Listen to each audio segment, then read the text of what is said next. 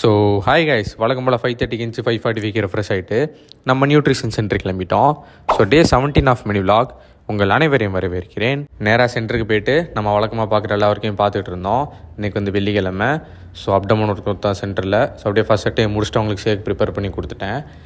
Second set ஆரம்பிக்கிறதுக்கு முன்னாடி ஒரு ஹைட்ரேட்டை மனமாக குடிச்சாச்சு. ஹைட்ரேட் இதை பற்றி நான் உங்களுக்கு ஃப்யூச்சரில் எக்ஸ்பிளைன் பண்ணுறேன்.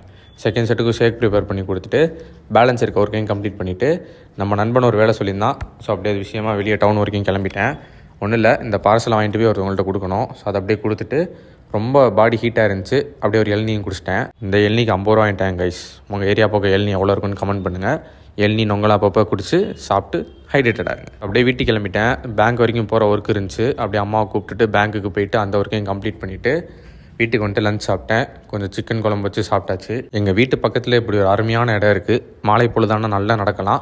அங்கே போய்ட்டு ஒரு 1/2 மணி நேரம் நடந்துகிட்டு இருந்தேன்.